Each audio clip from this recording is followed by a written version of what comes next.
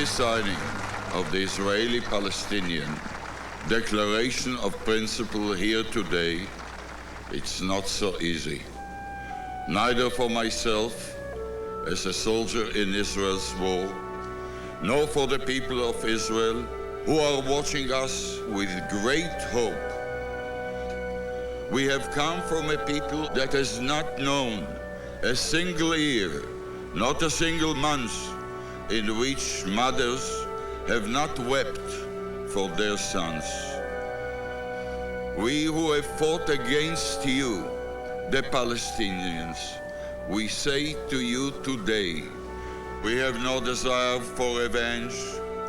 We harbor no hatred towards you. We, like you, are people. People who want to build a home, to plant a tree, to love, live side by side with you in dignity. Our inner strengths, our high moral values have been derived for thousands of years from the book of the books, in which we read, "To everything there is a season and a time to every purpose under heaven, a time to be born and a time to die, a time to kill and a time to heal, a time to win and a time to laugh, a time to love and a time to hate, a time of war and a time of peace." Ladies and gentlemen, the time for peace has come.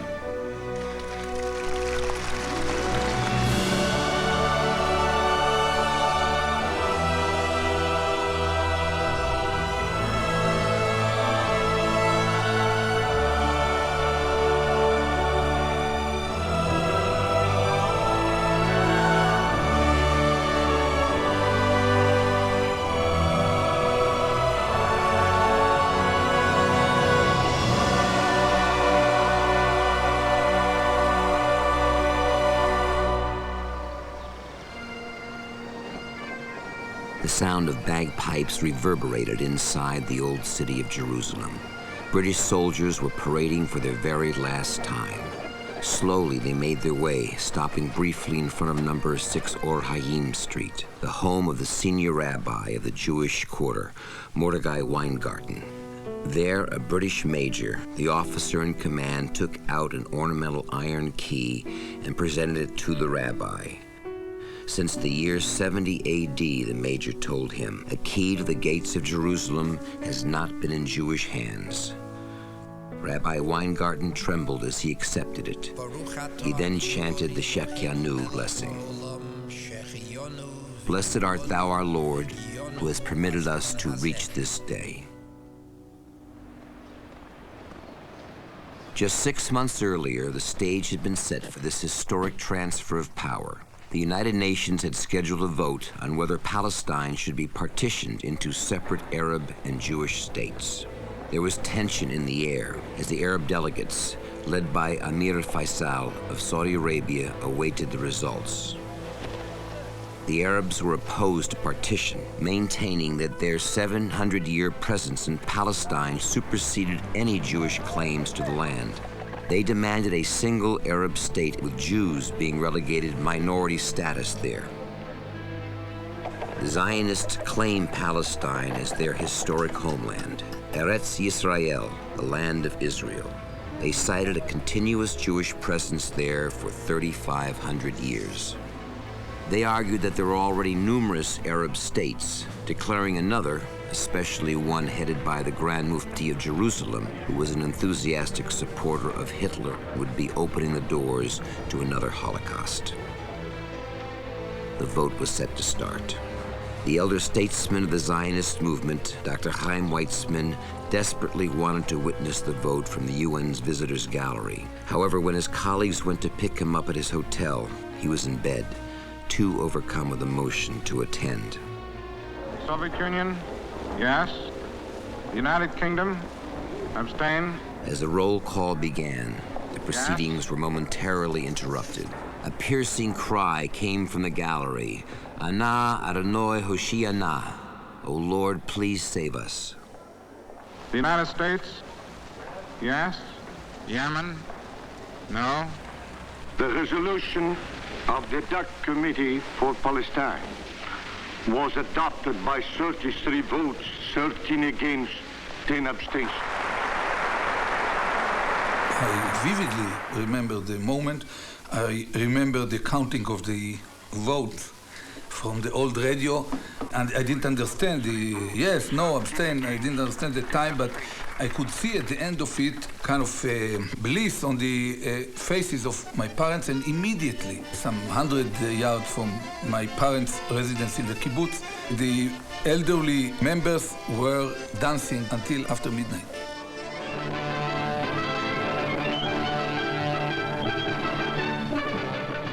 As the news was released around the world, Jews reacted with jubilation.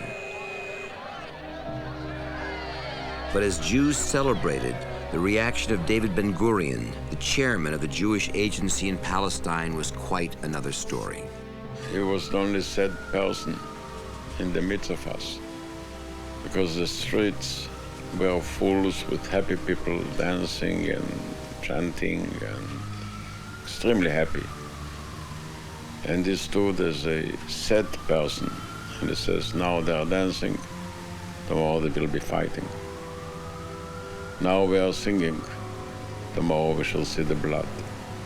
He didn't have the slightest illusion about what's going to happen immediately in the wake of the declaration.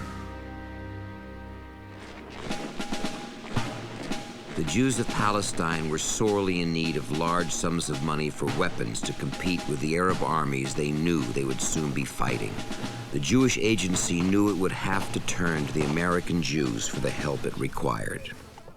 Ben-Gurion wanted to go himself to enlist the support of the American Jewish community, but Golda Meir argued that his presence was vital in Palestine. After a vote was taken by the leadership of the Jewish agency, it was decided to send Mrs. Meir to the United States. Upon arriving in New York, she attracted the attention of a U.S. Customs official. While inspecting her bags, he noted that she was carrying almost no money. How are you going to make it here if all you have is a $10 bill? Oh, don't worry. In America, I have a very big family. A few days later, Mrs. Meir gave an impassioned speech before a group of American Jewish leaders. What are Jews in the United States thinking of? Are you with us or are you not? Do you consider it your problem, or do you consider that because these Jews have come into Israel, that there are Jews and you have nothing to do with them anymore? That's all that I'm asking of you tonight. Mrs. Meir returned to Israel with $50 million, more than twice the amount Ben-Gurion had told her was needed for the war effort. Greeting her at the airport, he said one day historians would refer to her as the woman who saved Israel. Ironically, Ben-Gurion did not let her into the new cabinet he was forming. For weeks after her return, she sat at home with little to do. Finally, she wrote a letter to the Jewish agency head expressing her frustration. She signed the letter, "The Woman Who Saved Israel."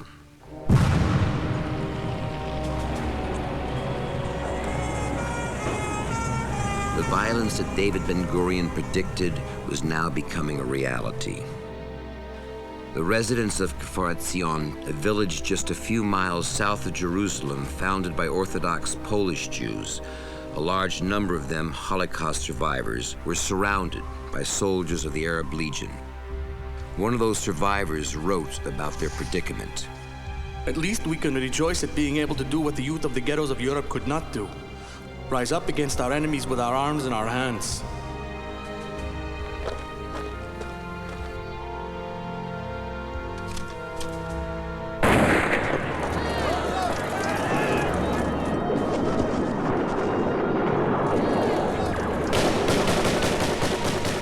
Eliza Footwanger, Kfar Etzion's wireless operator, sent out a desperate plea for help.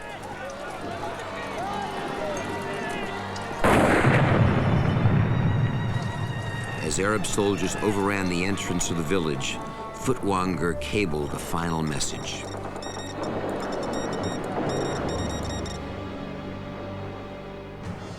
A few minutes later, the young Polish-born radio operator waved a bloody white sheet from the roof, which she then attached to the radio's antenna. The message went out that they had surrendered. The Arab commander ordered the 50 survivors of Kfar Etzion to line up in the center of the kibbutz and to give up their weapons. He also told them that they were to pose for a photo of the surrender, but instead of a camera, the soldiers pulled out machine guns.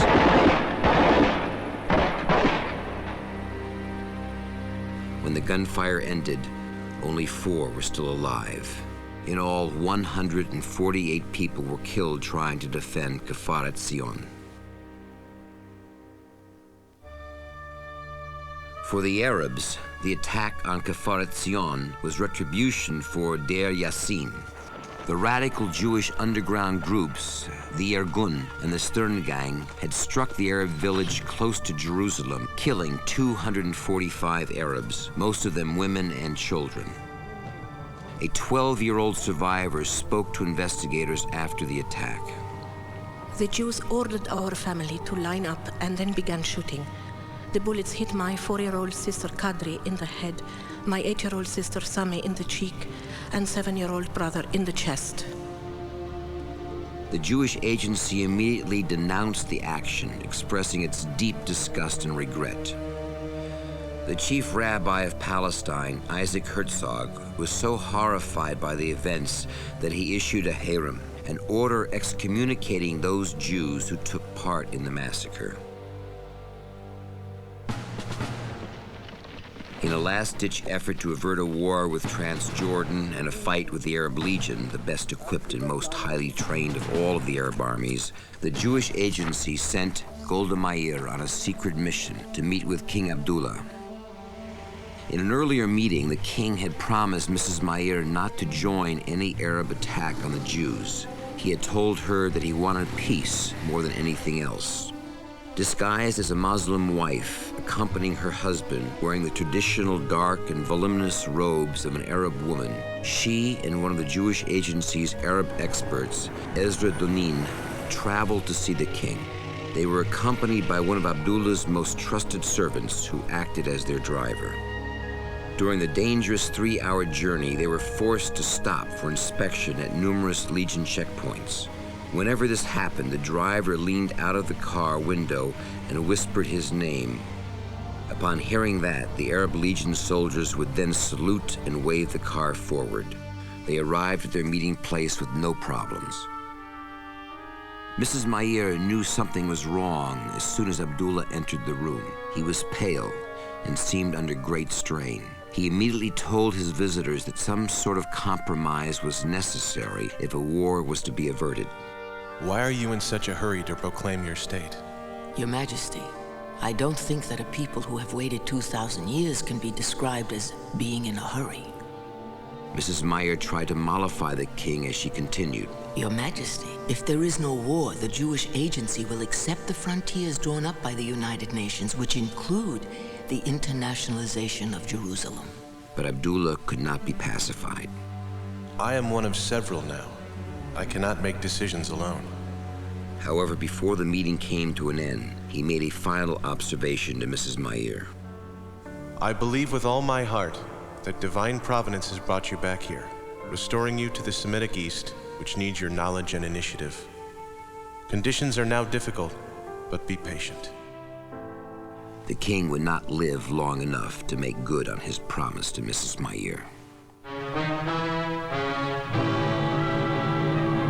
In Amman, capital of the Jordan, there is mourning in the palace and great sorrow in the hearts of the people.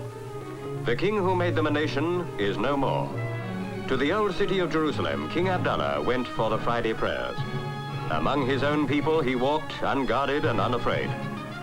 But there were those who hated him, and as the king entered the mosque to pray, a young fanatic killed the one man who might have brought peace to the Middle East. In anticipation of the war that was about to begin, Arab countries neighboring Palestine closed their borders. Jews living in those countries were filled with anxiety about their future. A young woman, Shula Cohen, born in Jerusalem but living in Beirut since her arranged marriage to a prominent Lebanese Jewish businessman, was preparing to do the most difficult thing imaginable for a parent: send her children away. I told them, look, children, you're going to go to your grandmother for a few weeks. Don't worry. And so I saw the youngest one beginning to cry. I don't want to go. And I tried to calm him. I told him, don't worry, in 2 weeks I'm going to come and to take you back. But inside of myself, my heart was tearing pieces, because I know I'm lying to them. And they don't know that I made them the pioneers of the Aliyah, so that everybody will see that I sent the first 2 of myself, so that I can take others and send them to Israel.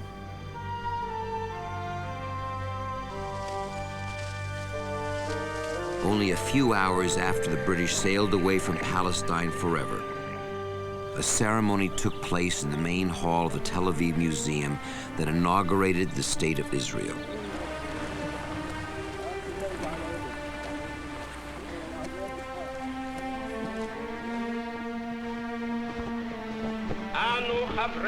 Accordingly, we members of the People's Council, representatives of the Jewish community of Eretz Yisrael and of the Zionist movement, are here assembled on the day of the termination of the British mandate over Eretz Yisrael. And by virtue of our natural and historic right, and on the strength of the resolution of the United Nations General Assembly, hereby declare the establishment of a Jewish state in Eretz Yisrael, to be known as the State of Israel. A few moments later, David Ben-Gurion, acting as Prime Minister and Defense Minister of the new government, signed Israel's Declaration of Independence. That night, the new Prime Minister was awakened twice. First, to be told that President Truman had officially recognized the new State of Israel. The second time, to make an urgent radio broadcast to the United States. As he started his radio address, the Egyptian Air Force began bombing Tel Aviv. Decent peoples throughout the world will help us in our difficult task. We know we are facing great dangers. At the time when I am speaking, Tel Aviv is being bombed by hostile planes. After the broadcast, Ben-Gurion rushed out to inspect damage in the city and to gauge the reaction of its residents. As he drove through Tel Aviv, he looked into people's faces and wondered, are they afraid? When he returned home, he wrote 2 words in his diary, Ele Yamdu, these shall stand.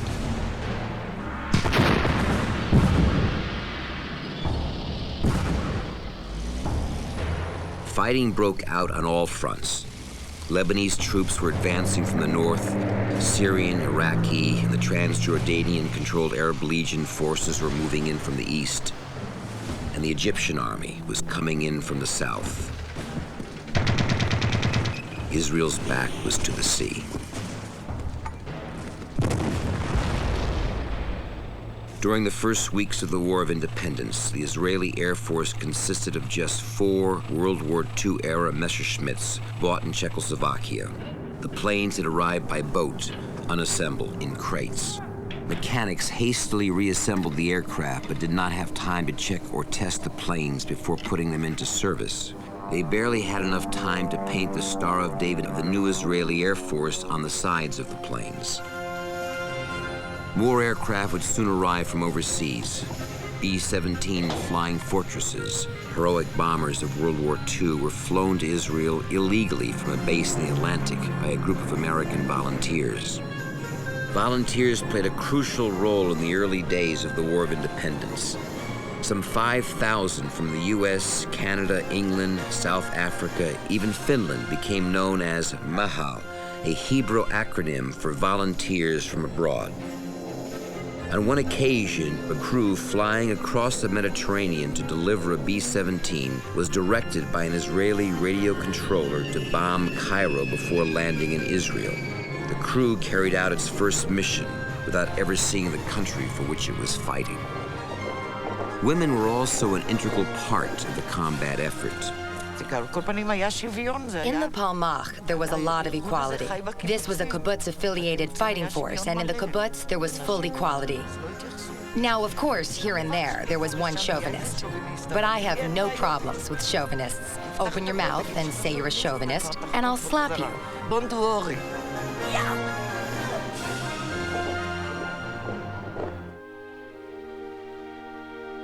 While the Israel Defense Forces managed to secure large parts of the western portion of Jerusalem, they were losing the battle for the Jewish quarter. The Arab Legion pounded the quarter with artillery, driving its defenders into an ever-decreasing area. The city, famous for its cluster of synagogues, was being reduced to rubble. Many of its holiest buildings and oldest synagogues were destroyed. Among them, the Eliyahu Hanovi synagogue, named for the prophet Elijah, who according to legend joins every minyan or quorum of 10 people praying there. The Ben Zakkai synagogue, which housed a shofar that would sound the arrival of the Messiah.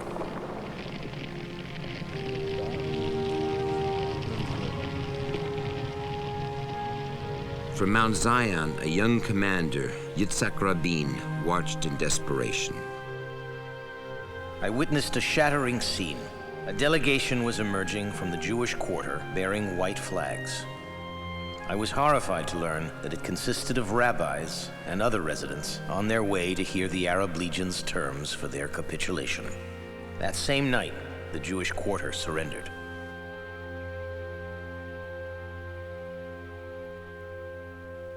One of the defenders was a young Englishwoman, 22-year-old Esther Kalingold, who had joined the Haganah and was critically wounded during the battle.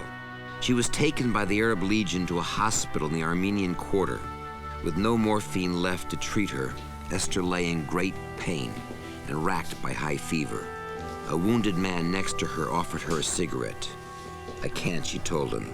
"It's Shabbat." Shortly after that, she died of her wounds, but not before leaving behind a letter to her parents. I'm writing to beg you that whatever happens to me, take it in the spirit I want.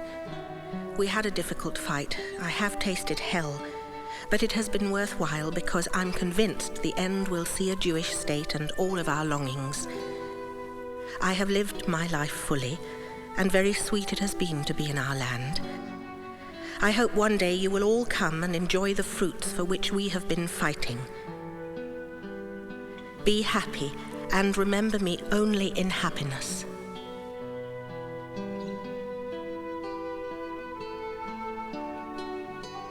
The loss of the Jewish quarter, together with the western wall of the Second Temple, the Kotel, was a bitter blow for the new state. This was the spiritual center of Jewish Jerusalem. After the surrender, in groups of twos, the 1,300 residents of the Jewish quarter began their departure. One of them, a 100-year-old man, had not been outside of the old city for 90 years.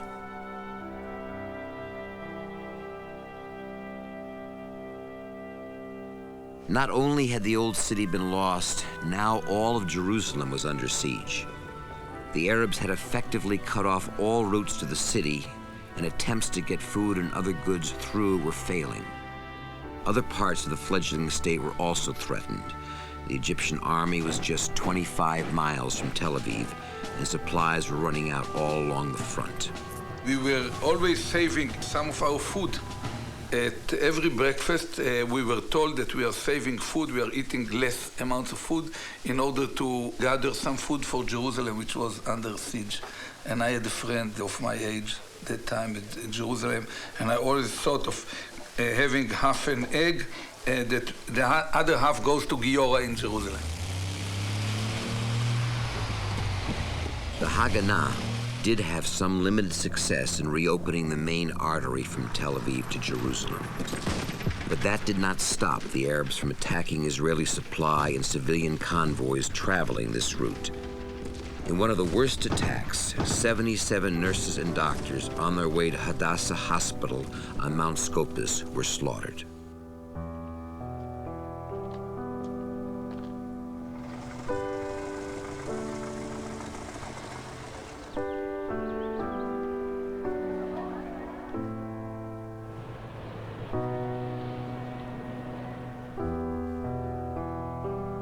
In addition to Jerusalem, the small communities in the northern part of the country were especially vulnerable to assault. After two convoys were attacked on their way to Menara, there was a very big problem regarding the needs of the children. There was a very bitter argument among the members. What should we do with the kids? Should we evacuate them? We decided that if we received an order, then yes, we would evacuate the children. This was a very special operation because there wasn't a road to take them away. We couldn't do it by car. So we prepared the luggage for the kids, and at night they were spirited away. They had to pass through Kiryat Shmona, which was then in Arab hands. In order to make it to Kfar Galadi, they had to go through dangerous territory. It took an entire night to arrive safely at Kfar Galadi. This was very traumatic for us at the time. One night, on a reconnaissance mission near Latrun, Palmach commander Amos Horev steered a jeep carrying Colonel David Mickey Marcus, a hero of the Normandy invasion during World War II who had come to Israel as a volunteer. On a bluff some 400 feet high, they could make out a road to Jerusalem bypassing the surrounding Arab villages. Looking at the mountains before them, Horev commented, "If only we could find a way through there, we'd have another way of getting to Jerusalem." "Why not?" replied the American. "We got across the Red Sea, didn't we?" Wasting no time, they brought their idea to Ben-Gurion, who immediately saw its value and ordered the necessary manpower and resources. Thus was born the Burma Road, which effectively ended the siege of Jerusalem. But on the eve of its dedication, tragedy struck. Colonel Marcus left his tent in the middle of the night, wrapping himself in a sheet to keep warm. Mistaken as an intruder by a sentry, he was shot and killed. A few days later, a jeep with a coffin strapped to it, carrying the body of Mickey Marcus, slowly made its way along the Burma Road. Hundreds of Haganah soldiers saluted it on the way to Lod Airport. The body of the war hero was flown back to the United States, where a burial took place at West Point with full military honors.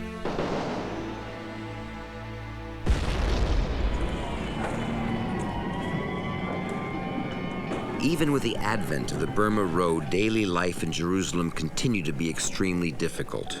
Hospitals were overcrowded, blood supplies were scarce, and even burying the dead had become almost impossible. One famous resident, the Rebbe of Ger, the leader of the largest Hasidic dynasty prior to World War II, lay gravely ill. His followers, fearing that Jerusalem would be overrun, wanted to move him to Tel Aviv, but the Rebbe would not hear of it. Our prophet spoke of only 2 exiles, and both have already occurred. I assure you, Jerusalem will not fall again. A few days later, in the heat of the battle, the Rebbe passed away. He was buried in the courtyard of his yeshiva in Jerusalem.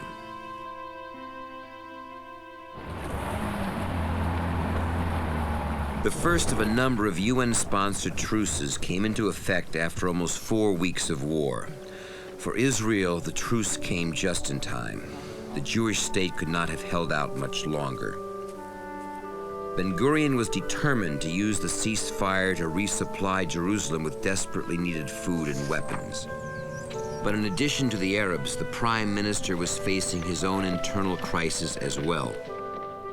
At the time, the defense of the state was still in the hands of 3 military organizations: the Haganah, with its elite Palmach unit, the Irgun, and the extremist Stern Gang, or Lehi. Prime Minister Ben-Gurion had ordered the dissolution of the three organizations and the creation of the Israel Defense Forces, encompassing all of the groups. But the Irgun, led by Menachem Begin, and the Stern Gang, commanded by Yitzhak Shamir, ignored the decree. When the UN-brokered truce was announced, Begin called it a shameful surrender. Determined to prove that it had no intentions of disbanding, the Irgun landed a freighter, the Altalena, loaded with guns, ammunition, and troops off the coast of Tel Aviv. This was when the Irgun brought a ship full of weapons and almost 2,000 male and female soldiers. Because of David Ben-Gurion's fears and suspicions, he feared that those people with the weapons were planning a putsch or a coup d'etat against him, God forbid. Therefore, he decided that the ship must be destroyed and finally be finished with these people. Ben-Gurion summoned Palmach commander Yigal Allon, and he warned him that his new assignment would be the toughest he'd ever received. This time, you may have to kill Jews, he was told. In one terrible day's fighting, more than 80 were killed. For a short period, Tel Aviv was actually in the hands of the Irgun, as Allon and his forces were outnumbered in the city. But the Palmach commander managed to turn the situation around by landing a quick artillery blow that blew up the Altalena and deprived the Irgun of the arms it needed to continue fighting. The greatest threat to the domestic stability of the new state had been overcome.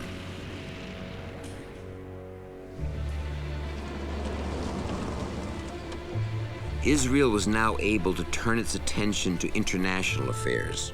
Golda Meir arrived in Moscow to become the Jewish state's first diplomatic representative to the Soviet Union. She was eager to encounter representatives of the 2.5 million member Jewish community, forbidden to immigrate and suffering from widespread anti-Semitism. From the beginning, we had an open house in my rooms on Friday evenings. Newspapermen came, Jews and non-Jews from other embassies came, visiting Jewish businessmen. But never any Russians, and never any Russian Jews. But on the Jewish New Year, when she and her staff arrived at Moscow's main synagogue, they were overwhelmed by the crowds they saw waiting outside. A crowd of close to 50,000 people was waiting for us. I couldn't grasp what had happened. And then it dawned on me. They had come to demonstrate their sense of kinship and to celebrate the establishment of the State of Israel. And I was the symbol of the state for them. Eventually, she made her way into the synagogue, but even there, the demonstration of affection continued. People kept coming over to touch her hand or even stroke or kiss her dress. And when the service ended, Mrs. Meir once again found herself in the middle of an ocean of people. The crowd still surged around me, stretching out its hands and saying, "Nasha Golda," our Golda, and "Shalom, Shalom," and crying. All I could say was one sentence in Yiddish. "A Dank euch, wo ihr sind geblieben, Jiden." Thank you for having remained Jews.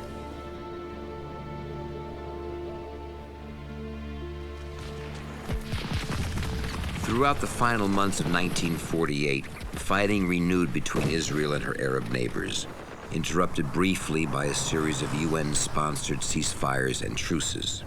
Yet by each ceasefire, in spite of the 5-1 Arab advantage over it, Israel had managed to either hold on to or gain more territory than it had started with before the war. Beaten and tired, the Arabs agreed to a number of ceasefires and armistice agreements. Jerusalem was turned into a divided city. In exchange for keeping the Negev, Israel consented to withdraw from large areas of Egypt's Sinai. In negotiations with the Transjordanians, Israel retained the port city of Eilat and the Gulf of Aqaba. After a year and 7 months, the War of Independence was over. Israel was now one geographic unit, which it had not been at the war's start, and was in control of territory from the Upper Galilee in the north to Eilat in the south. But all of this had come at a great and tragic price. More than 6,000 Israelis had lost their lives, 1% of the population, a figure equivalent to the loss of 2 million Americans. There were armistice agreements, but no peace treaties. Not a single Arab nation was willing to accept even the concept of a Jewish state. Hundreds of thousands of Arabs who fled their home were now refugees, languishing in camps throughout the Arab world. In favor of the resolution, 37, against, 12, abstentions, 9. That satisfies the requirement of the Charter of a 2/3 majority, and I therefore formally declare Israel admitted to membership in the United Nations.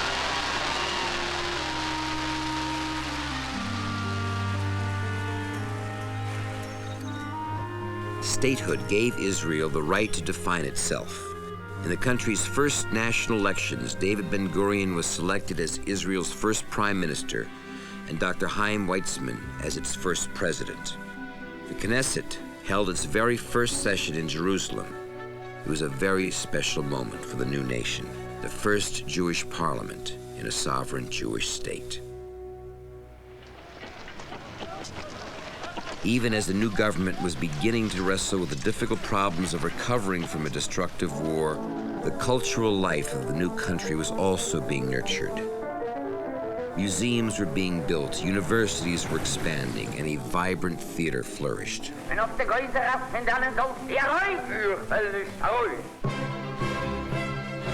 One of the most important and popular cultural institutions was the Israel Philharmonic Orchestra. In the early days of the new state, the orchestra invited the young American Jewish composer and conductor Leonard Bernstein to conduct a series of concerts throughout the country. In the beginning of a lifelong relationship with the orchestra, Bernstein was immediately captivated. There is a strength and devotion in these people that is formidable. They will never let the land be taken from them. They will die first. And the country is beautiful beyond description. It was an important time for everybody who was concerned with Israel coming into being. There was a buoyancy, an energy, a sense of building and a sense of camaraderie that was a rebirth for everyone who was there. A night clerk at a hotel would tell me, "Why are you playing only the Spring Sonata? Why don't you play the 10th Sonata of Beethoven? It's so much greater." The night clerk.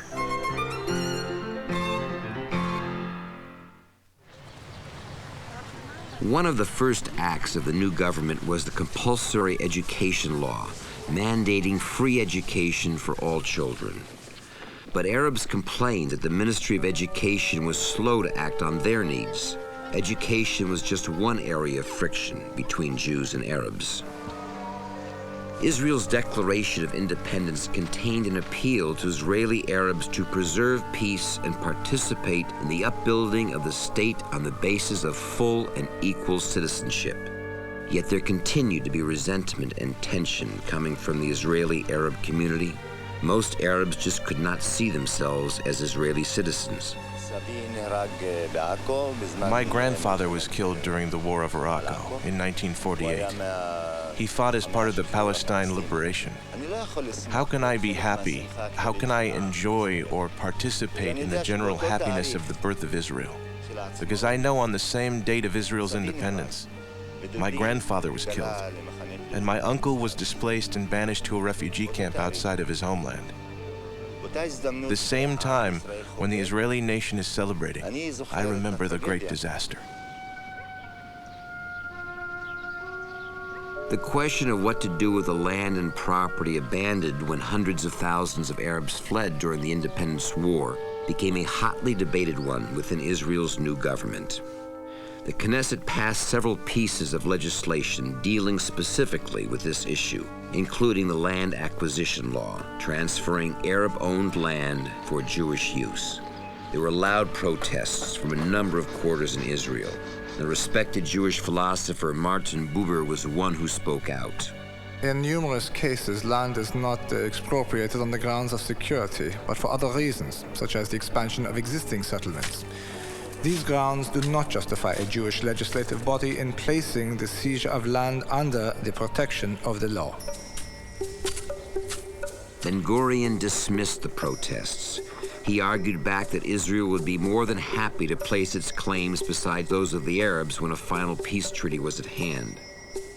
At a United Nations conference held in Lausanne, Switzerland in May of 1949, the United States pressed Israel to accept at least a third of the more than 700,000 Arabs the UN estimated were left homeless by the war. Many of them believed they were only leaving their homes temporarily and would return when the hostilities had ended. When I left my house in a Greek colony, I came with khaki trouser, short, and with short shirt, half sleeve, and it was summertime, May. So I didn't expect not to come back very soon. Next week or 10 days' time, we are going back to our houses. It took about 50 years now. We didn't go back to our houses.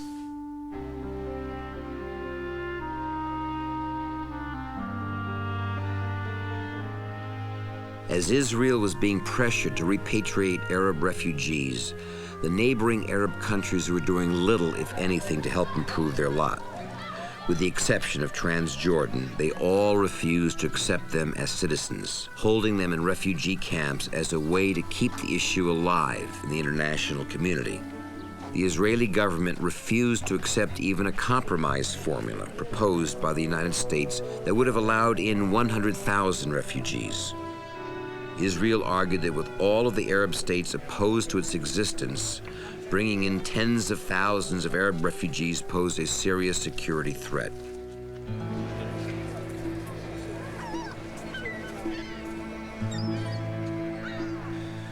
While much was being made of the plight of Palestinian Arab refugees, very little attention was focused on the hundreds of thousands of Jews who had been forced to flee Arab countries. Most had forfeited their homes, businesses, bank accounts, and other possessions, and were subjected to harsh and sometimes violent treatment by their non-Jewish neighbors. In Beirut, Shula Cohen had already began smuggling Jewish children from Lebanon and other Arab countries to Israel. All the Arab soldiers were already in the borders. The Arab League was also in Beirut. I used to make a forum in my house, 7, 8 families. First thing they used to tell me, all right, you want our children, why don't you send yours? I sent my children first, the 2 boys. After, I sent also my daughter. So afterwards, they began to me, please, Shula. The first children I smuggled to Israel, to Metula, was 14. I put them in a jeep, and afterwards I began to send also with the ship by boat to Haifa. And I began to also with the Lufthansa to send them to Turkey, to Istanbul, from Istanbul to Israel. And this is the way we smuggled the Jews from Arab country to Beirut and from Beirut to Israel in different ways.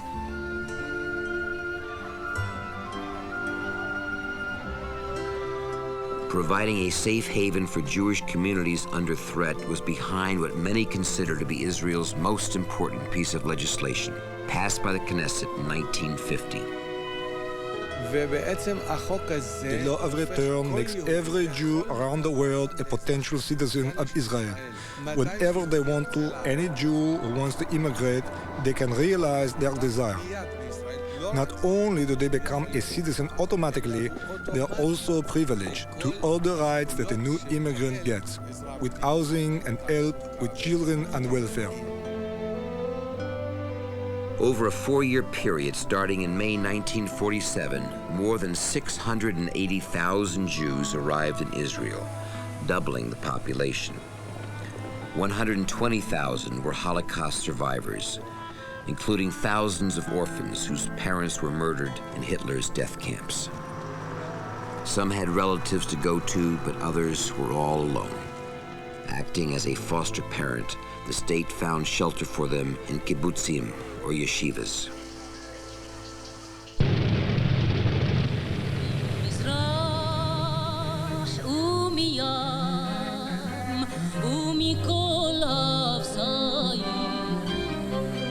An equally large migration came from Iraq.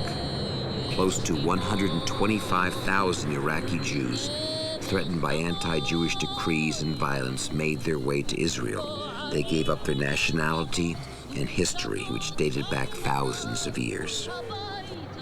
They left their homes in the morning. They have been on the plane for about 3 or 4 hours, and in the evening they find themselves under tents with no electricity, no running water, no nothing. They were relieved to leave Iraq, but for no one it's easy to leave their comfortable home and to find himself with the kids living under tents in wintertime. But I believe most of the people realized that this was the only way to do it.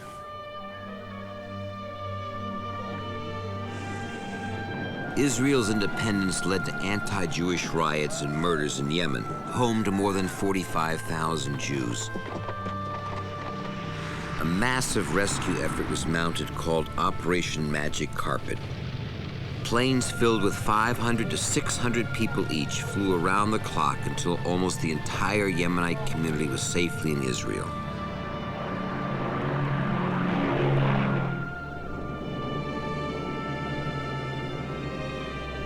Greeting the new immigrants, Golda Meir was told by one that despite the fact that he had never seen a plane, he had no fear of flying.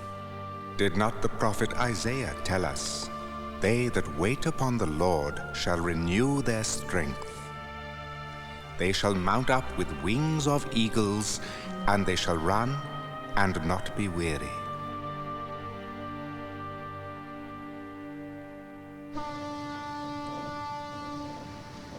Keeping up with the pace and volume of new immigrants who were arriving in Israel was a daunting task for the young and economically challenged country.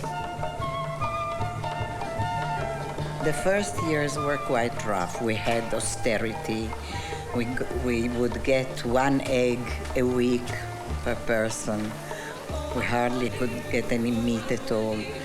We had family in the country. Sometimes we would go and bring back a chicken even, although it was illegal.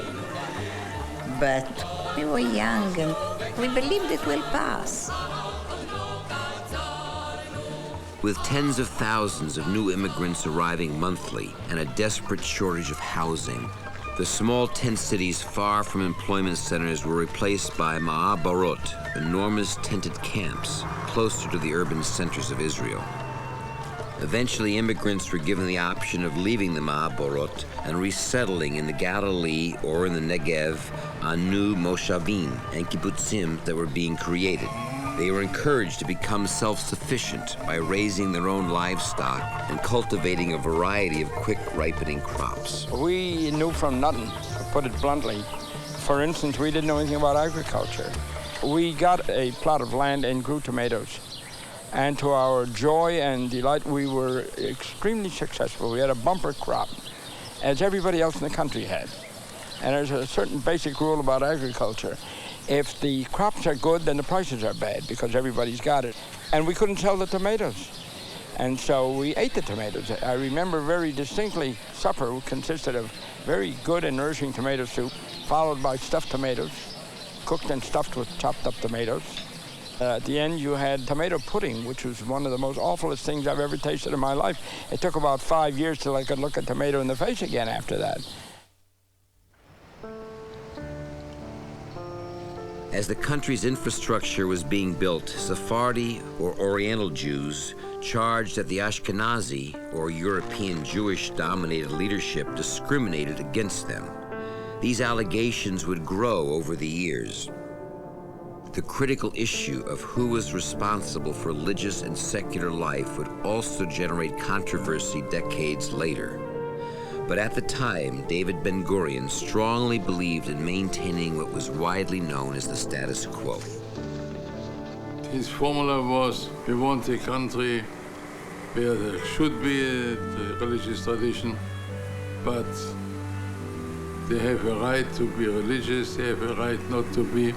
Once he said to me, I am not religious, but now listen, if I would be religious, I would say my prayers with an Talis Ibn Kop, and I made this gesture. That means he knew the old-fashioned way of the Polish Hasidim, but they understood that this state has a long Jewish tradition, and we have to find a way how to live together. In 1952, the long-standing enmity between David Ben-Gurion and Menachem Begin once again came to the fore over the issue of accepting $865 million from Germany in war reparations. Begin labeled the reparations blood money. Ben-Gurion argued, let not the murderers of our people also be their inheritors. Eli Mela Rimalt, of the General Zionists who lost his parents in the Holocaust, dramatically explained his opposition to the Knesset. His young son had asked him, what price will we get for Grandpa and Grandma? Thousands gathered in Tel Aviv's Zion Square to protest accepting the war reparations agreement. In Jerusalem, protesters marched up Ben Yehuda Road toward the Knesset, carrying sacks of stones. Inside the Knesset building, as both sides argued over whether or not to accept the reparations, rocks began flying through the windows from the protesters outside. The police began lobbing tear gas to break up the crowds. After a 10-hour debate, the principles of the reparations was approved. But the continuing rancor over the agreement forced its signing between Foreign Minister Moshe Sharet and Chancellor Konrad Adenauer to be held in secret in Luxembourg. The 13-minute ceremony was conducted without either side exchanging a word with the other. Speaking to Israel Radio after the ceremony, Minister without portfolio, Pinchas Lavon, justified the government's decision. The $865 million was more money than Israel received in the past 4 years from all sources, public and private. The people who wanted to exterminate us are forced to bear some of the burden involved in creating a new Jewish center of strength and a place of rebirth.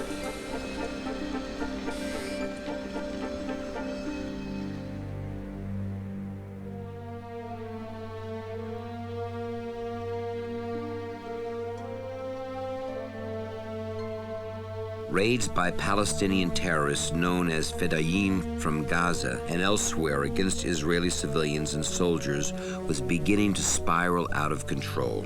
The dilemma faced by Israel was summed up by General Moshe Dayan during the eulogy for a young soldier killed in one of those terrorist attacks. Let us not condemn the murderers today.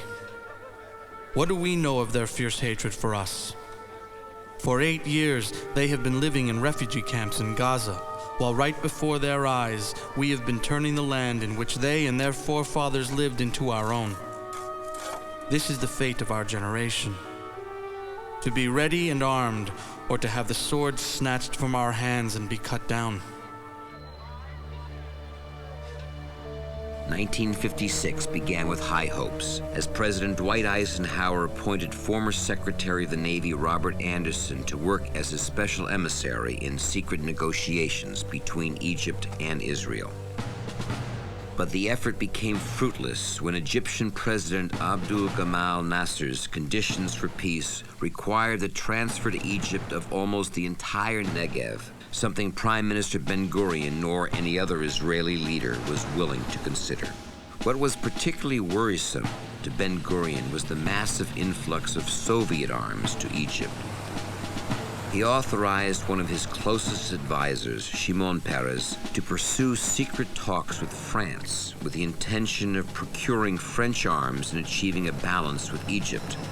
While Peres was in France, Nasser startled the world. The Suez Canal, lifeline of Europe, in a dramatic sequence of events, became a cause of war.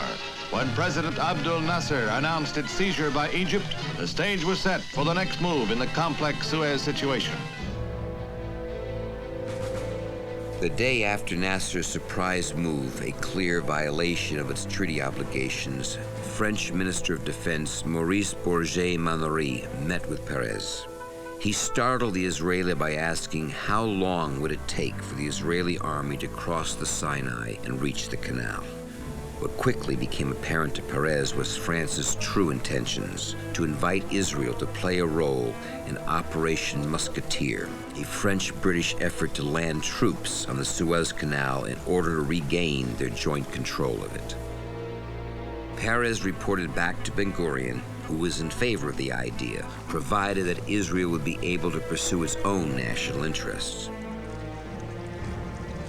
Egypt's seizure of the canal effectively blocked Israeli merchant ships from reaching Eilat through the Straits of Tiran, an act of war.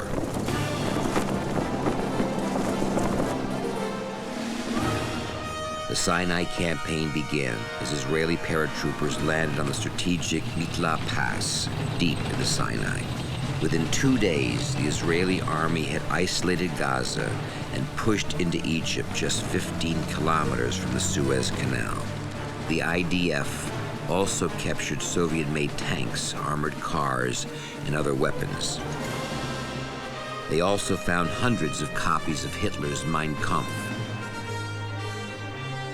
From a staging area on Cyprus, airborne troops quickly followed and established a beachhead at the entrance to the canal.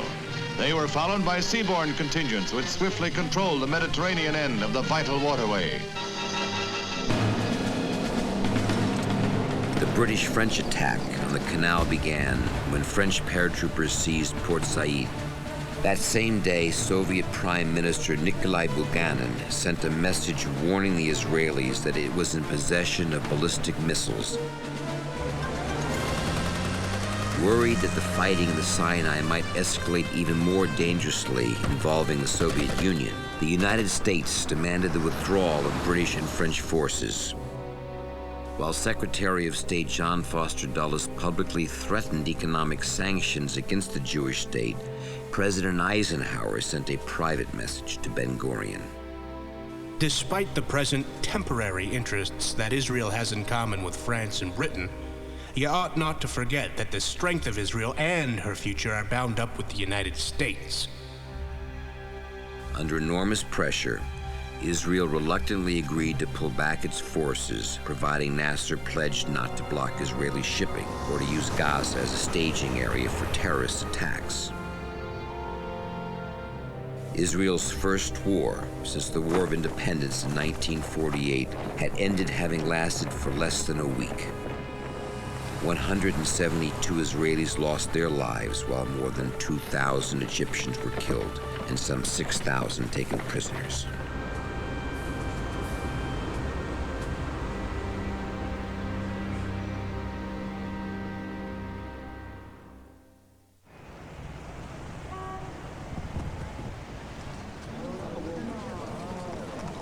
While Israel had been victorious in the Sinai campaign, it was also subjected to widespread international criticism. Golda Meir, now Israel's foreign minister, addressed the General Assembly of the United Nations and accused the critics of applying a double standard when it came to the Jewish state. A comfortable division has been made. The Arab states unilaterally enjoy the rights of war. Israel has the unilateral responsibility of keeping the peace. Despite the atmosphere of constant tension between Israel and its Arab neighbors, the Jewish state entered a period of relative quiet during the late 1950s. Many of the immigrants who had arrived during the late 1940s and early 50s were beginning to succeed. During this period, one of Israel's greatest achievements was the irrigation of the Negev desert. While agriculture flourished in the northern Galilee, where the annual rainfall was some 40 inches, this had not been the case in the Negev, where precipitation was less than an inch a year. Through an innovative plan that became known as the Jordan Valley Project, the Negev was made to bloom.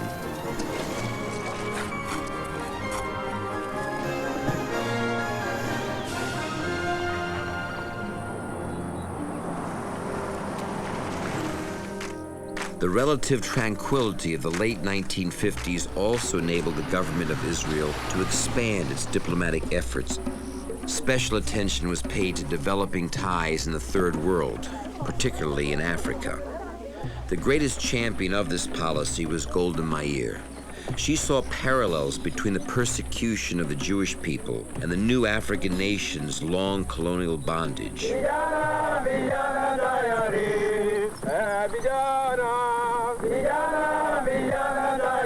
Yet her motives for fostering Israel-Africa relations were not entirely altruistic. In a speech to the Knesset, the foreign minister explained why Israel aid to Africa was so important to the Jewish state. Our aid to the new countries is not a matter of philanthropy. We are no less in need of the fraternity and friendship of the new nations than they are of our assistance. Israel's own meager economy precluded it from investing money in the newly emerging African nations. Instead of sending capital, it sent people, especially medical and farming experts. Agricultural agreements were reached with 21 African nations. Medical teams were sent out all over the African continent. Israeli physicians organized a hospital in Monrovia, staffing it with Israeli ophthalmologists and Israeli-trained Liberian nurses. Similar projects in schools for the blind were established in Tanzania, Ethiopia, and Rwanda.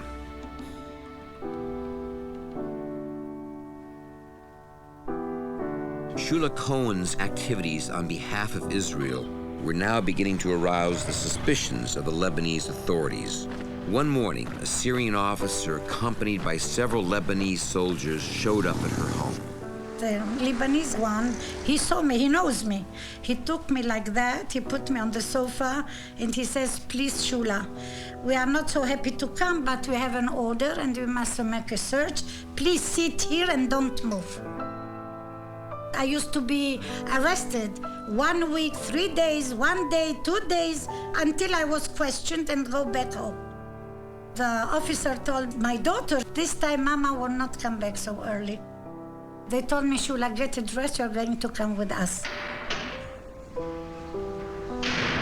Without a trial, Shula Cohen was convicted of high treason and sentenced to death. The authorities, noting that she was a mother of 7, later commuted her sentence to life in prison. She would spend the first 2 years in solitary confinement, subjected to extreme physical torture at the hands of her Lebanese jailers.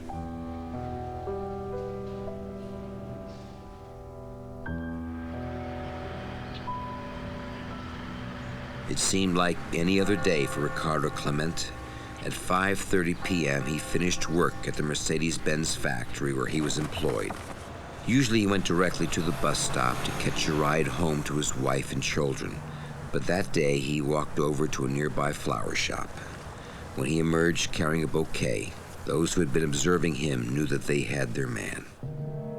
That night was Adolf Eichmann's 25th wedding anniversary, proof that the man who had called himself Ricardo Clement was in fact the infamous Nazi war criminal.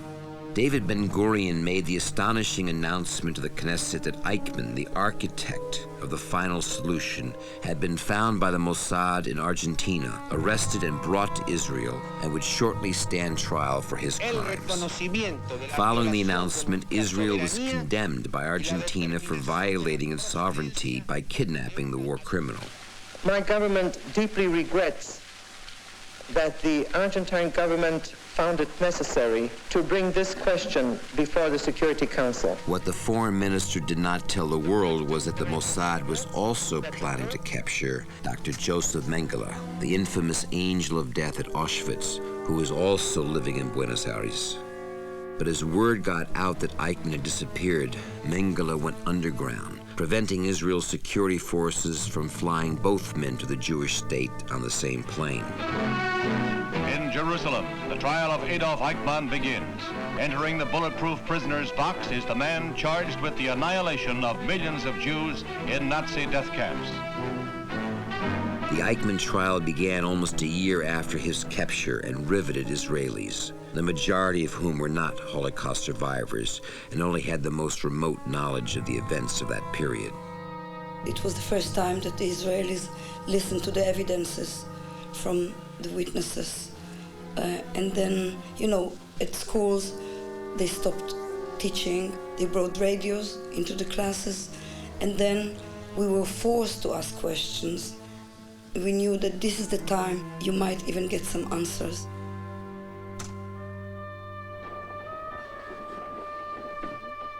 One witness, Yechiel Denur, a writer who used the pen name Kadzetnik, slang for concentration camp inmate, began his testimony by describing himself as a prisoner from planet Auschwitz.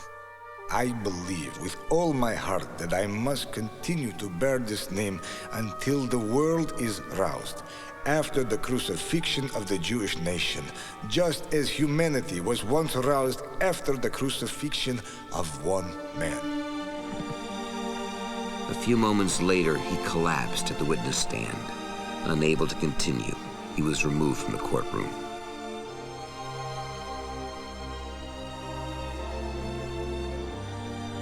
During his pre-trial interrogations, Eichmann revealed that at the conclusion of the 1942 Wannsee Conference, where the so-called final solution of the Jewish question was organized, he joined Heydrich and Mueller by drinking, singing, and dancing on the table to celebrate what they had just planned. After 4 months of deliberation, Adolf Eichmann was found guilty on all counts of crimes against humanity and the Jewish people. 5 days later, he was sentenced to death.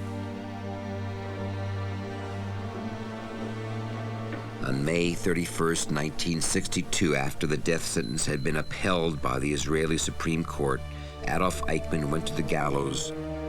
2 hours later, his ashes were scattered from a police boat in the Mediterranean outside of Israel's territorial waters. It was the first and the last time the death penalty was used in the Jewish state.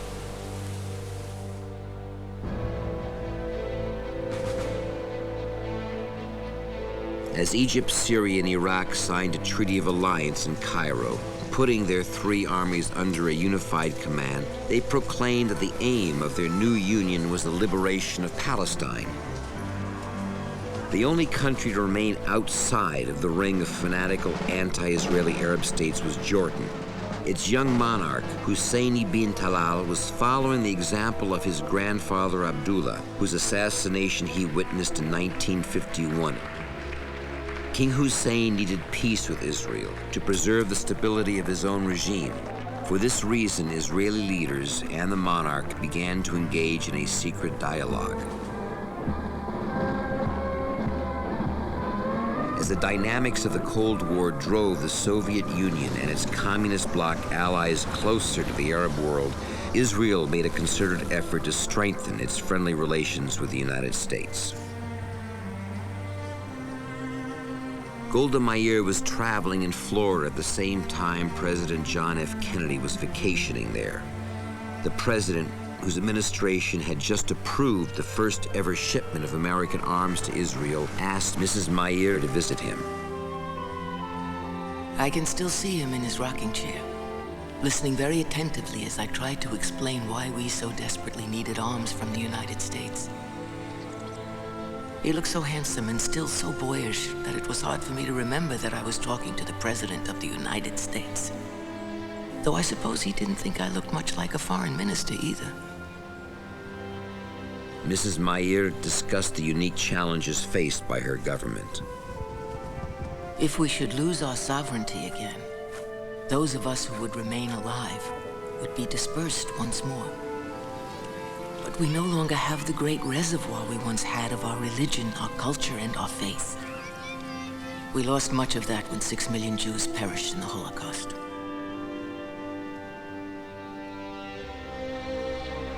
The president leaned over to her, took her hand, and reassured her very solemnly, "I understand, Mrs. Meir. Don't worry. Nothing will happen to Israel."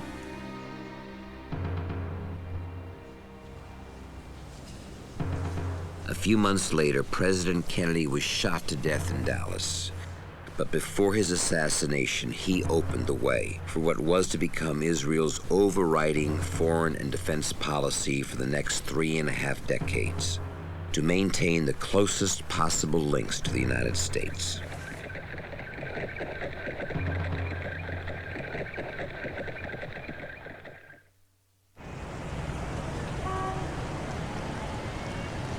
In spite of the ongoing state of tension with its Arab neighbors, Israel's economy and cultural life had continued to develop at a rapid pace.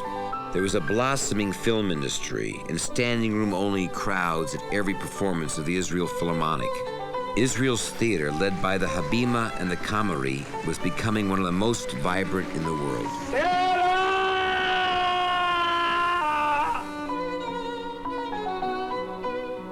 When I started as an actress, I started at the National Theatre, who was established by dreamers, idealists from Russia. And the Russian influence of the Israeli theater was so strong. They brought with them a Russian tradition, old tradition, which became very dominant in the theater. The style of acting was very big, very theatrical. But then, within the years, there was established the Kamari theater, and the style changed. Immigration from North Africa, Yemen, Oriental Jews came. There was no room anymore for this heavy Russian style.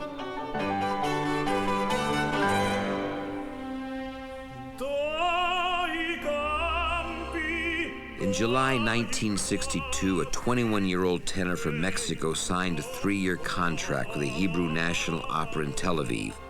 For him, it appeared to be a dream contract, paying him at the rate of 1,000 pounds monthly. It was only after he arrived that he learned these were not British, but rather Israeli pounds. It turned out he'd be working at the rate of roughly $42 a performance. But in spite of the low pay, Placido Domingo was enthralled with Israel.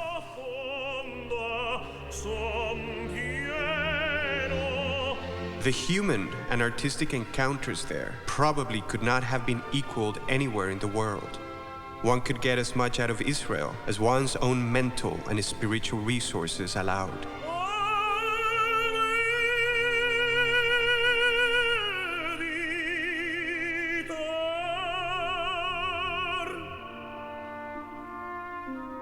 A major development that most took for granted was the revival of Hebrew from what had been a dead language to one of vitality.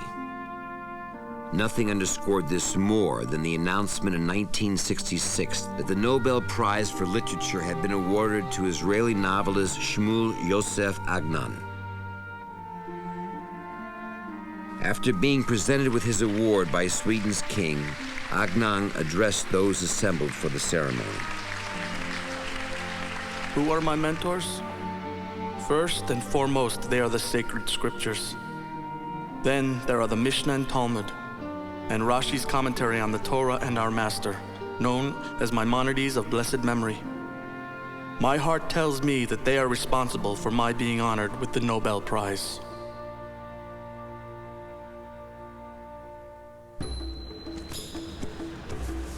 Since the end of the War of Independence, a military administration had been established over the Arab-inhabited areas of the country. Strongly opposed by the members of the Israeli left as being anti-democratic and oppressive, Ben-Gurion advocated the military administration because of the ongoing problem of Arab attacks against Jews. When Levi Eshkol became prime minister in 1963, its enforcement was slightly relaxed. But the military authorities remained a daily presence in the life of many Israeli Arabs.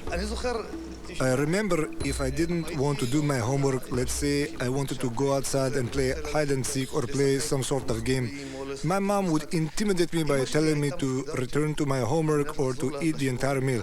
Otherwise, she would bring the police. We saw these soldiers all the time in the streets, in every place, and we saw their attitude toward us. Tension between the Israeli military authorities and Palestinian Arabs was one of the factors that led to an indigenous nationalism among Palestinians, especially young people. Another component was the sense of frustration and abandonment by the Arab world. the Palestinians lashed out at the Arab states, blaming them for their losses in the 1948 war. Few felt this defeat more than Yasser Arafat.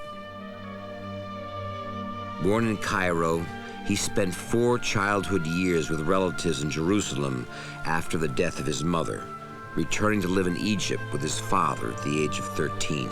He enrolled at Cairo University to study engineering and quickly rose through the ranks to become president of the Palestinian Students' Union. Arafat used this platform with great skill to become one of the most popular of the Palestinian leaders of the time. After angering authorities for becoming involved in the Muslim Brotherhood, responsible for the assassination of Egyptian Prime Minister Nukrashi Pasha, Arafat promptly relocated to Kuwait. It was there that he and a group of disenchanted Palestinians banded together to create Fatah, an Arabic acronym for the Palestinian National Liberation Movement.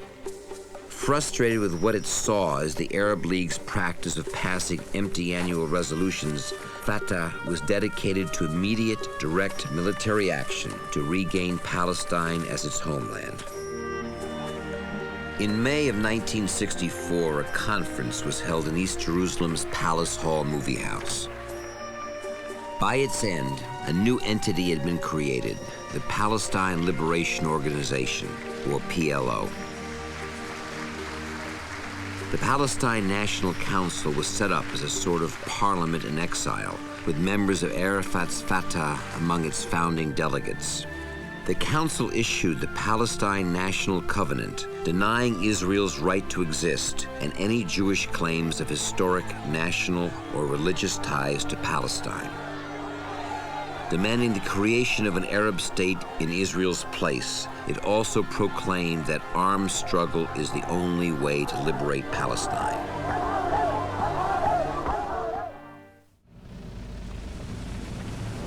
Shortly after the PLO's creation, Fatah carried out its first military operation against the Jewish state. Soon the attacks became deadly when mines planted by Arafat's group killed several Israelis. Fatah's raids were designed as a message by Arafat to the Arab establishment and Israel that the Palestinians were now going to be in control of their own destiny. Inspired by Fatah, other Palestinian groups would soon launch their own attacks against Israel from Lebanon, Jordan, and Gaza. Explosive charges were set off under an apartment building in a residential section of Jerusalem. Quiet tension that had characterized Israel's relations with its Arab neighbors since the late 1950s was now being replaced by a dangerous cycle of violence. The situation deteriorated when Syrian mortars on the Golan Heights attacked Kibbutz Gadot below, firing more than 200 shells. Israel responded by sending its jets over the Golan Heights. Syria's Russian-made MiG-21s immediately challenged back. The dogfight did not last very long. Within minutes, 6 MiGs were shot down. An angry Syria demanded that its Egyptian ally come to its defense, but Cairo refused, telling Damascus, "Unless there is an attack, we will not act." Syria continued to escalate tensions when it falsely reported to Cairo that 13 Israeli brigades had been massed on the Israeli-Syrian border for an imminent attack against Damascus. Reacting to this information, Egypt surprised the world by moving troops in large numbers into the Sinai, an area that had been demilitarized since the end of the 1956 Sinai War. As its troops moved in, Cairo radio warned of an all-out war that would bring about the end of Israel. Gradually, Nasser was emerging not only as the champion of Egypt, but of the entire Arab world.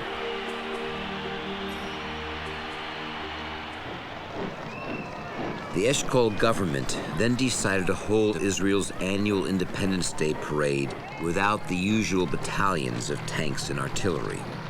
Nasser immediately accused Israel of having sent the missing tanks to the Golan Heights in preparation of an invasion of Syria on May 17th.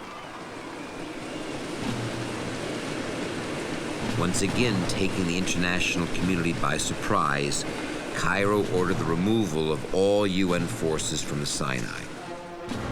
Adding to the shock was UN Secretary General U Thant's decision to give in to the demand and call for the withdrawal of the troops within a 24-hour period. Concern over the Egyptian troop activity left the Eshkol government with no choice but to order up a partial mobilization of its military reserves. The government also decided that if Nasser threatened Israeli shipping by closing the Straits of Tiran, there would be no other choice but to go to war. The question was, would he make such a move?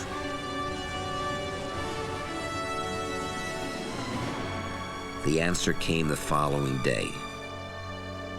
At an Egyptian Air Force base in the Sinai, Nasser announced that Egypt was reimposing its blockade of the Straits.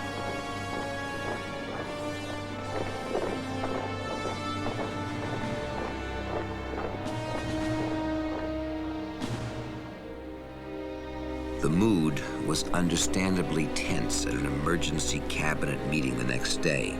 But the Eshkol government decided to postpone taking any military action pending a trip by Foreign Minister Abba Eban to consult with the leaders of England, France, and the United States. Chief of Staff Rabin also decided to pursue some consultation on his own. He was in despair over what he perceived to be the continuing indecision of the Eshkol government. He paid a call on former Prime Minister Ben-Gurion. The elder statesman had become, for all intents and purposes, a political outcast. He had left the political party he founded because of disputes with Prime Minister Eshkol.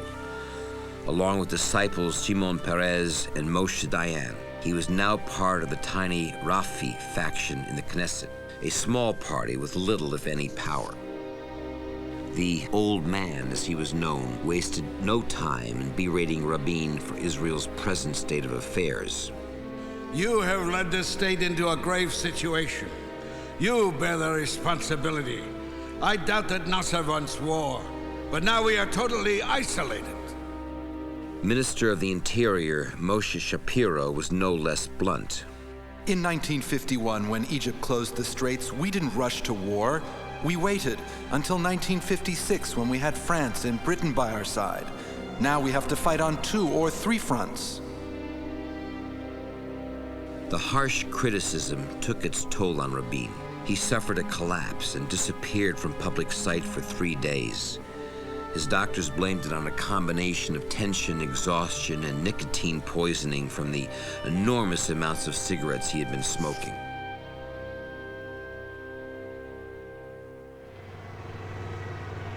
Making the rounds of Western capitals, Foreign Minister Eban found little enthusiasm for an Israeli preemptive strike against Egypt or Syria. Our government's policy is firmly set out. In a meeting with the U.S. President Lyndon Johnson, Eban was cautioned that Israel would not be alone unless it decided to go at it alone. Eban immediately reported to the cabinet upon his return to Israel the substance of his overseas meetings. But by now, the public was becoming increasingly anxious and frustrated.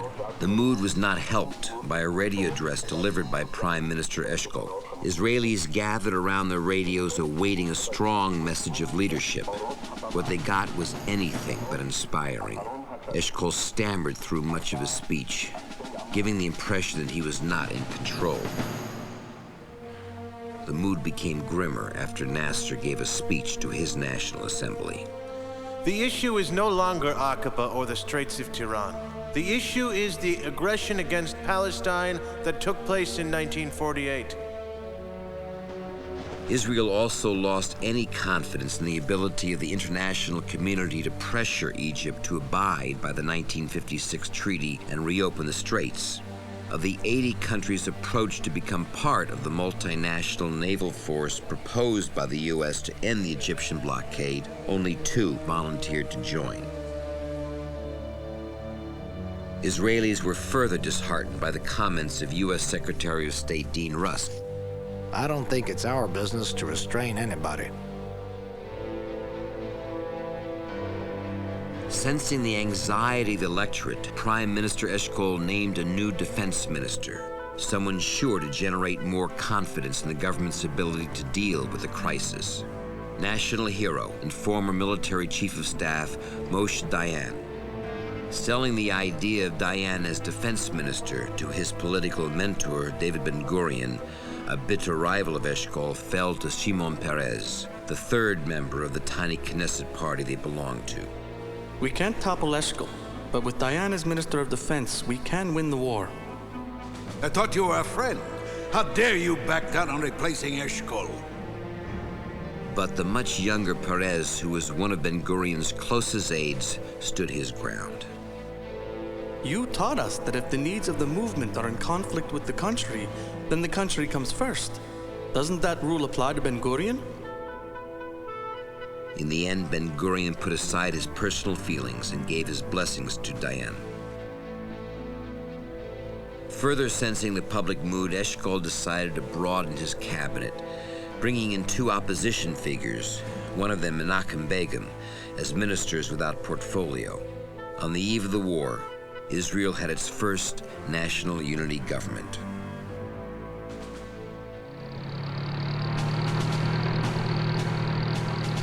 Israel's military reserves were now completely mobilized. With war on the horizon, civilians converted basements into makeshift air raid shelters. Thousands of sandbags were filled. Hotels were cleared of their guests to become first aid stations. Golda Meir packed a small overnight bag that she would need in the shelter. She wrote in her diary, "We are 2.5 million Jews, and every one of us feel personally responsible for the survival of the state. And we all know that the enemy we face is committed to our annihilation." I was a student in Tel Aviv, and we were actually being told that we will have to assist the municipality digging up, I would imagine they were talking about 10,000 graves, for the prospect that there are going to be so many casualties that cemeteries are not going to contain them, so digging them up in park areas. They were preparing a lot of sandbags to put them behind the windows. The general prevailing feeling was that this war might be a new Holocaust. In an effort to steady the nerves of the public, General Chaim Herzog began making nightly radio broadcasts. One night, he reassured listeners who were fearful of an attack by Nasser. If one takes into consideration the strength and preparedness of the Israel Defense Forces, the Egyptian commander has his problems. At a meeting ending in the early hours of the morning, Defense Minister Dayan told the cabinet that only through a preemptive strike could Israel stand up to the Arab armies now massed along its borders. That strike, he added, must take place sooner rather than later. He then laid out the battle plan devised by the country's top military minds.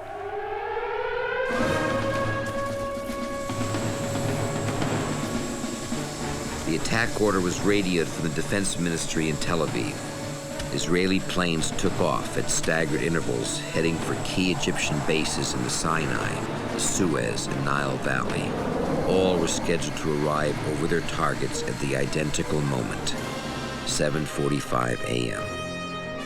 The attack was timed to take place when the Egyptian pilots had landed for their morning break. In just 7 minutes, the Israeli Air Force destroyed the Egyptian planes before moving on to rocket bomb enemy airfields.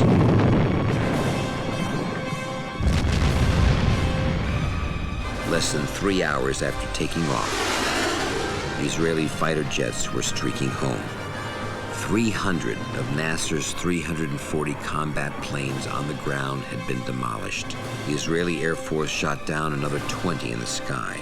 Egypt's air bases were left in ruins, its communication installations crippled.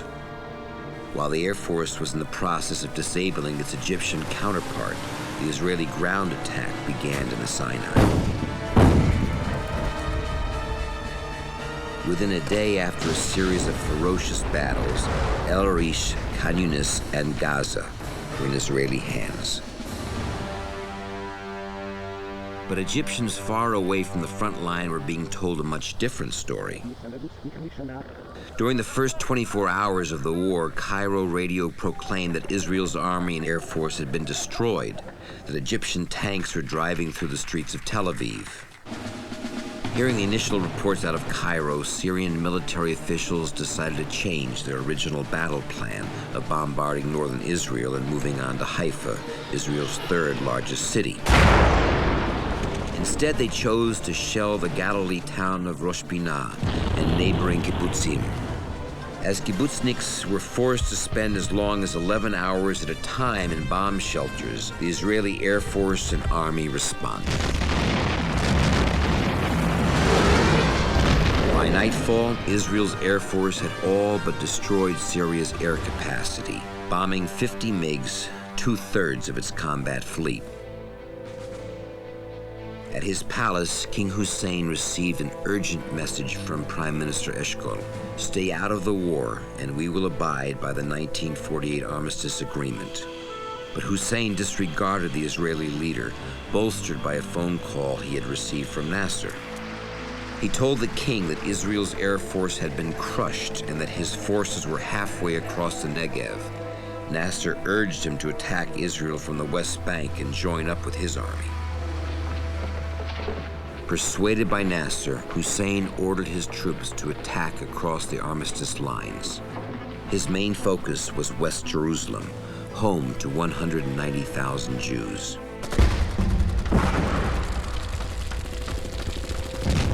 Jordanian shells began hitting populated areas of the Israeli capital. One scored a direct hit on the Knesset. That night, the cabinet began to discuss a move of major political significance forced by Jordan's decision to attack Israel, the taking of the Old City and East Jerusalem. Minister Yigal Allon and Menachem Begin argued for an immediate attack. The Herut party leader argued that this was a historic moment of opportunity. Dayan and Chief of Staff Rabin issued the attack orders to General Uzi Narkis. Working with Narkis was a paratroop brigade under the command of a young colonel, Mordecai Moti Ger.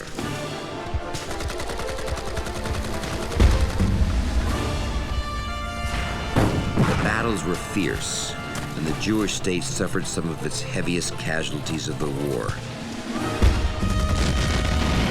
But in less than 24 hours, Israel captured Ammunition Hill and Mount Scopus, and swept all the way through to Hebron.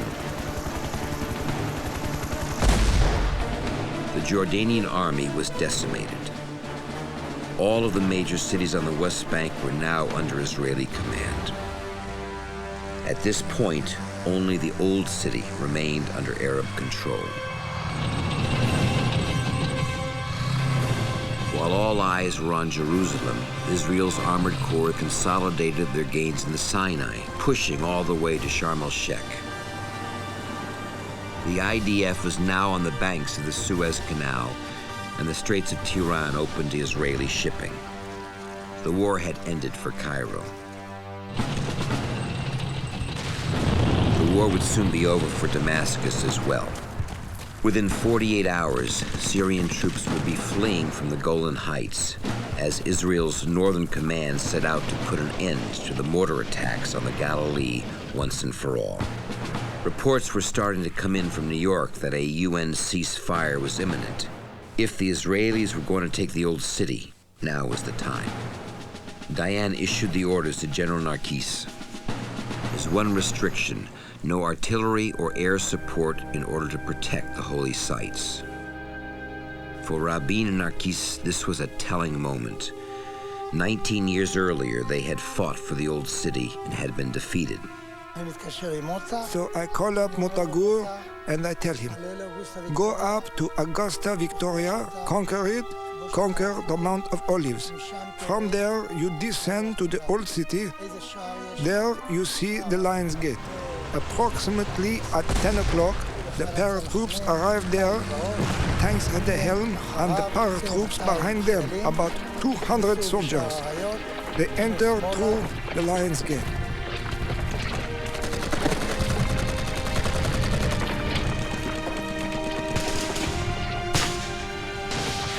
From the Temple Mount, the paratroopers sprinted to the western wall to clear it of snipers. There were serious casualties, but in minutes the battle was over. For the first time in 2,000 years, the old city of Jerusalem was in Jewish hands. And for many, it was a moment that was almost impossible to fathom.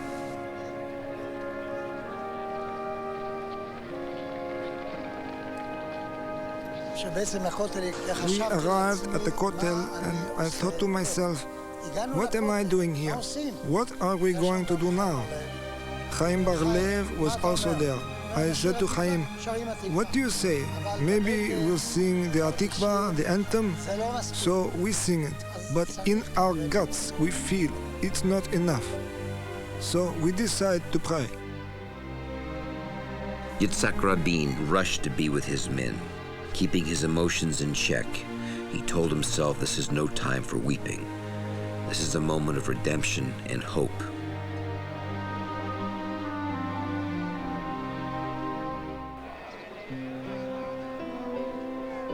It was a special moment for Moti Gur and Chief IDF Chaplain Shlomo Goren. Many years before, the paratrooper commander disclosed to the rabbi a premonition he had about leading the troops that would liberate the old city. At the time, he told Rabbi Goren that if he wanted to be among the first at the Kotel, he should stick close to him.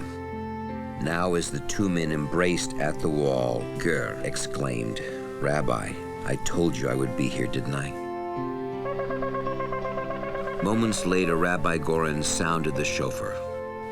Then he spoke his words broadcast around the world. I am speaking to you from the Western Wall. The dream of all the generations has been fulfilled before our eyes. To the nations we declare, we shall protect the holy places of all faiths. For the first time, Jews could return to the old city and pray without restrictions at Judaism's holiest site. To the sound of the shofar, hardened paratroopers who never prayed in their lives, who knew little about Jewish tradition, stood before the wall in tears. Many prayed on behalf of family members who could not be there to experience that moment. Among the first to arrive were two soldiers who prayed that their Aunt Shula Cohen would be freed from her long captivity in Lebanon. Their prayers would soon be answered when she walked across the border in a POW exchange. She had missed the bar mitzvahs of two sons and her daughter's wedding, but now she was finally reunited with her family. A Holocaust survivor caressed the stones and spoke to his parents who had perished, telling them how sorry he was that they could not be together for this occasion. Moshe Dayan, in accordance with tradition, put a little note between the cracks of the ancient stone. It was a prayer for peace. We had come to this hallowed place, never to leave it again, he said. I remember that when we heard in the radio that these famous, eternal, unforgettable words, the Temple Mount is in our hands. The feeling that I had at that moment was that the world stood still. In the days after the war's end, hundreds of thousands of Israelis converged upon the old city, religious and secular Jews alike. People were really flowing. People wanted to see the Kotel. We grew up with pictures of the wall, you know, especially when I remember myself as a very young kid in Budapest, in Hungary. But when the Kotel was actually captured, people felt this picture on the wall becoming a reality. And people were kind of yearning to see, like you want to see a very dear, long-lost relative that you just heard about it, and finally it's time to embrace it.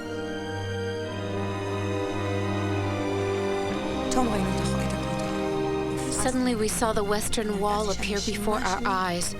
It took my breath away. I could not move. It was magnificent.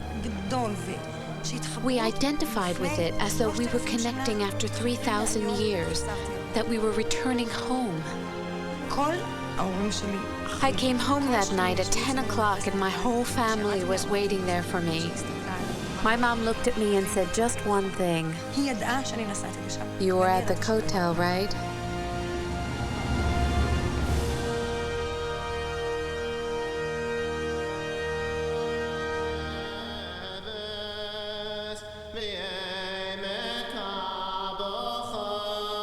That Friday night, the first since the liberation of Jerusalem, there were special meanings to the Sabbath prayer. Jerusalem, God's city below, rise from your ruins and your despair. Too long have you dwelled in the valley of the weeping. God's pity shall crown your prayer. Come, my beloved, and greet your Sabbath bride.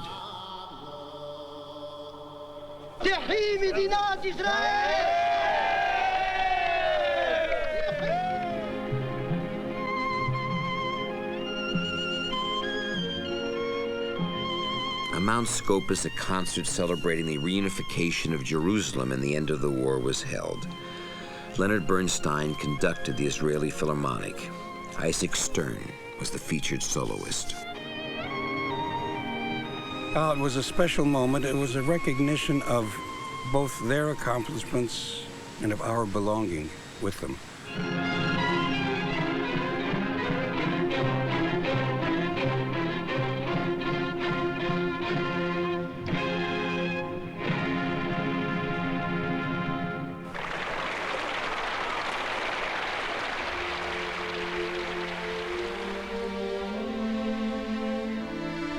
But while many celebrated, others mourned. 759 Israeli soldiers had been killed and over 2,300 wounded. On the Arab side, over 30,000 troops died in battle, with scores more injured.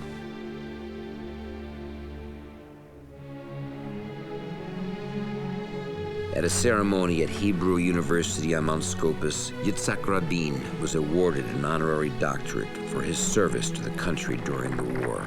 Dr. Yitzhak Rabin, Loset Edward. He reflected on the responsibilities of the victor. We find more and more a strange phenomena among our fighters. Their joy is incomplete, and more than a small portion of sorrow prevails in their festivities. The warriors in the front lines saw with their own eyes not only the glory of victory, but also the price. Their comrades that fell beside them. And the terrible price which our enemy paid touched the heart of many of our men. It may be that the Jewish people has never learned or accustomed itself to feel the triumph of conquest and victory, and therefore we receive it with mixed feelings.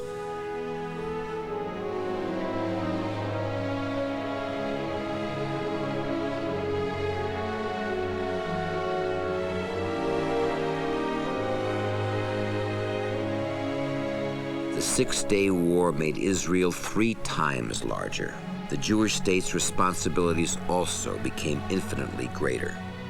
For millions of Jews, Israel continued to be the promised land. But for millions of Arabs, it became the occupied land. But one fact was now indisputable. Some 22 years after the end of World War II, Israel's flag flew proudly alongside those of other nations. The shackles of the Holocaust had been broken forever. In his final radio address to the country at the war's end, Chaim Herzog spoke for millions of Israelis. From my window, I look out upon the Temple Mount, and once again the armies of Israel guard the city wall, adorned by the flag of Israel. A burnt-out tank lies on its side before a gate in the wall, silent testimony to the price which our people paid. May we be worthy of this price.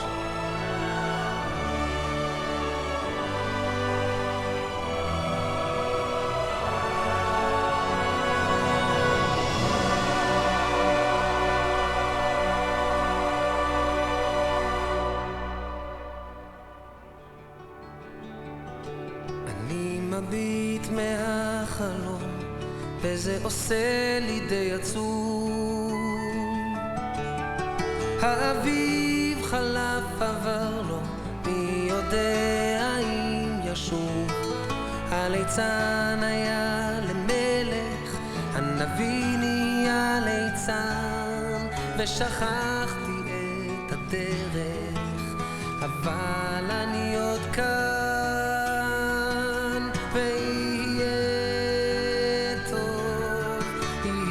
טוב, כן, לפעמים אני נשבר. אז הלילה,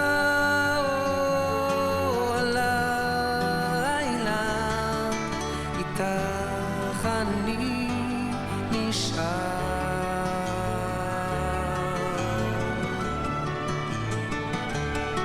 ילדים לובשים כנפיים ועפים אל הצבא, ואחרי שנתיים הם חוזרים ללא תשובה.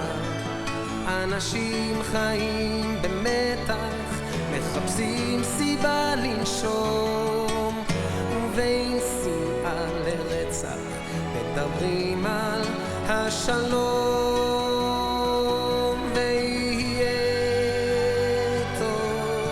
ויהיה טוב, כן, לפעמים אני נשבר. אז הלילה,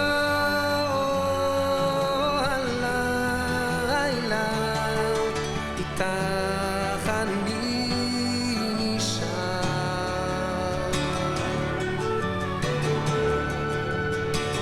כן, שם למעלה בשמיים עננים לומדים לעוף, ואני מביט למעלה ורואה מטוס חגוף. ממשלה של גנרלים מחלקת את הנוף לשלהם ולשלנו, מתי נראה את הסוף?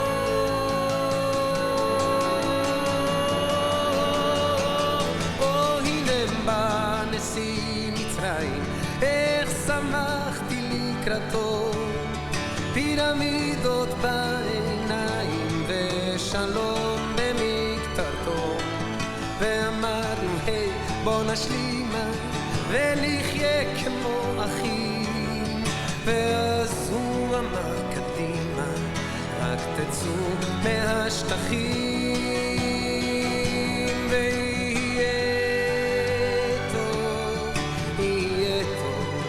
כן, לפעמים אני נשבר.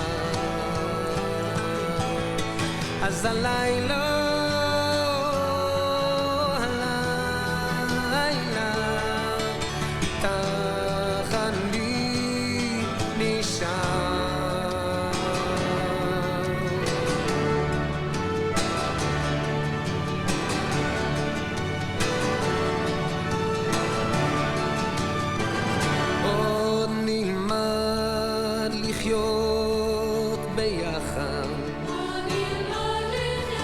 חורשות עצי זיתים,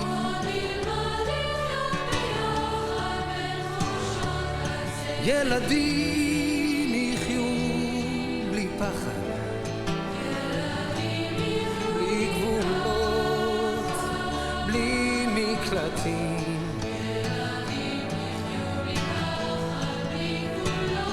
על קברים נפרח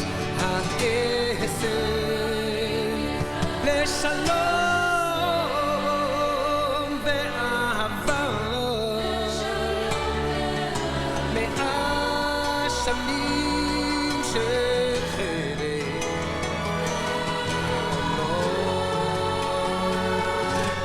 לא עבדה התקווה.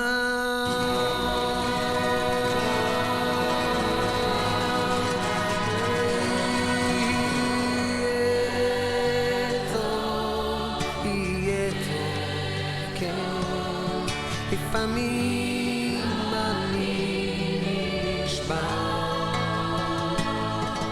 אז הלילה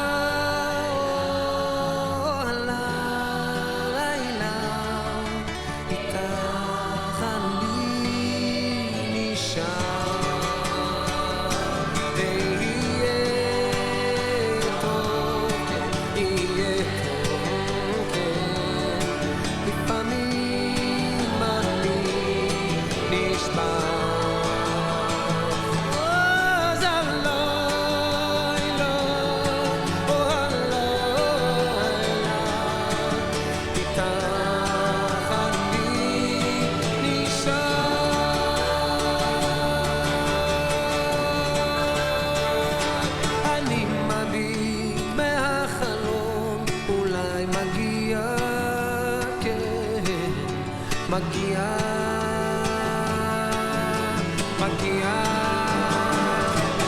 יום חדש